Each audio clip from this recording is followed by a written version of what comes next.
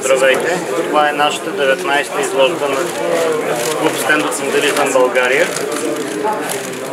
И тази година имаме 114 участника, които са представили над 400 модела от 8 държави, като сред участниците 21 участници са деца, което е също много добре. Как се позиционира изложбата в нашия регион?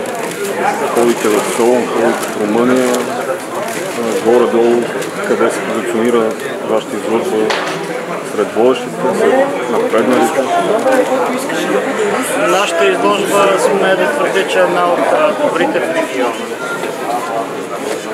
Сравнена с изложбите в Сърбия, Румъния, Гърция.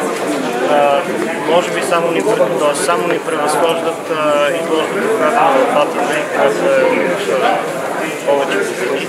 И често казано, в Гърция това хоби е по-популярно отколкото в България. Къде предвиждате да отидете тази година извън България? Участвате редовно? И след 2 седмици ще ходим точно в Атина. Сме ходили от 3 години и решихме да отидем там и да се представим. И това вече е начало и на подготовката ни за 20-годишния юбилей, който ще имаме следващата година. Има ли ръст в някаква определена категория тази година или горе-долу нещата са? Нещата са горе-долу постоянни. За разлика, не че се е случило точно тази година. Последните години се забелязва ръст на качеството на модели. В предишните години имаше по-изявени участници, както и модели с по-посредствено качество. Като напоследък всички модели са на едно много добро ниво и много трудно се избира всъщност кой е щекотливата тема в нашата държава, новите изтребители на ВВС. Има ли някакви при модалистите определен интерес към новия стар изтребител F-16? Какви са очакванията? Липсата на достатъчно снимков материал с проблеми? На тази изложба имаме само един модел на F-16, българска камуфлаж, и това в мащаба 1:144. Предполагам, че следващата година ще има по-голям интерес. Но това пък, което искам да отбележа, че специалната тема на тази годишната ни изложба беше 36 години от приемането на въоръжение на МиГ-29. И експозицията от МиГ също се получи много така достойна и това е най-хубавата маса от изложба. Това беше следващия ми въпрос. Любимият модел на всички моделисти в България. 35 години, обаче чакаме свалянето на въоръжение. Предполагам, няма да липсва интерес и нататък към него. Трудно да се каже дали е любимия. Популярен и едва ли ще изчезне интерес. Просто самолетът е красив и с характер. Мисля, че това е основното, което издърпа моделистите там е някакви политически тръгнотения. Една от водещите сили за аерографикс. Интересна година. Нови самолети. Малко информация. Какво беше най-голямото предизвикателство за това, което трябваше да изработите за приемането на F-16 първия борт в България? Предизвикателството беше, че всъщност имаме нова модификация у нас, последната. И това, което трябваше да се направи, по най-бързия начин да се намерят достатъчно изходен материал, за да мога да работя по темата, защото новия самолет има нови системи, чисто визуално някои разлики, които би трябвало да бъдат хванати веднага. Защото, казвам веднага, защото имах много малко време за реакция. Благодарение на това, че работя с моя приятел Огнян Стефанов, това стана общо взето бързо.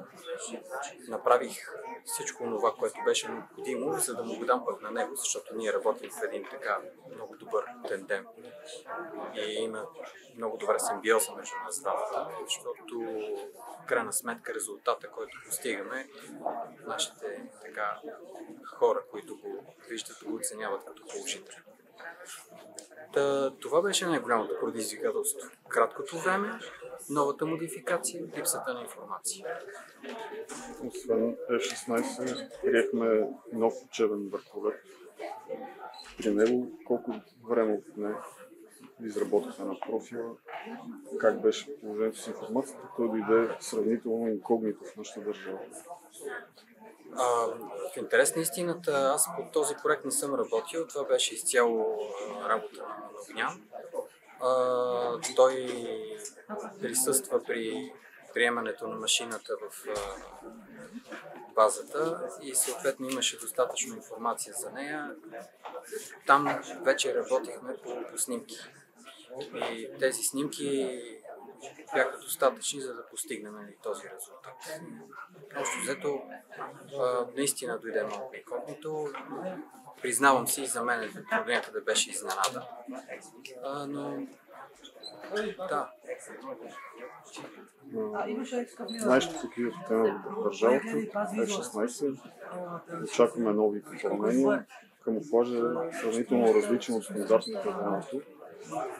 По-голямата част от авиационните почитатели недолюбват много камуфлажа. Обаче какво се случва с вечната любов на нашите фенове МиГ-29? Работите по него, разработили сте нов профил и по-добрен стария. За МиГ-29? Тая история с МиГ-29 е стара, много стара. Още в началото, когато започнах да се занимавам с това, започнах да изследвам тази машина, събрах толкова много снимки и толкова много книги за него, да не говорим, присъствието ми в базата, колкото пъти съм бил, толкова пъти съм направил снимки и си така работех по него постоянно. Но в крайна сметка това се оказа един така, руснаците имат един много смешен израз, дългострой. Наистина дълго време работех по него. Работех до такава степен, че признавам си, ми писна, омръзна ми. И точно пак тук ще се върна на добре работещия тандем и симбиоза. Огнян пое от някакъв момент нещата, за да получат крайния резултат. И наистина това е една съвместна работа, която намирам наистина за мен лично удовлетворяваща. Новия вертолет за медицинска евакуация пристигна тази година. Това ви е единствената нова цивилна разработка или нещо ново предвиждате? Предвиждаме, разбира се. Сега винаги е по-вълнуващо да правиш военни машини, има съспенс в тях, има напрежение. Хубаво е. Топ Гън, всички обичат Топ Гън. Обаче в цивилните машини има една деликатност, която в военните не можеш да откриеш. Те не са направени да бъдат деликатни. Така че този нов хеликоптер, това беше също предизвикателство, защото за него също няма достатъчно информация. Беше направен за много кратко време. Пак за много кратко време. Признавам си, това отново е работа на Огнян.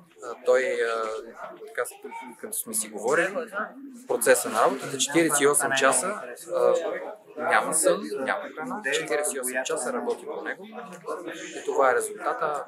Аз го намирам за много колоритен и много интересен. Новата придобивка на България е дали влиза във вашите планове Airbus 220? Ами да си призная, честно не сме мислили по тази тема, защото има много други неща, които трябва да направим. И имаме планове за граждански машини. защото тях не сме покрили така достатъчно пълноценно, така че да, това е една добра идея, върху която се заслужава да се помисли.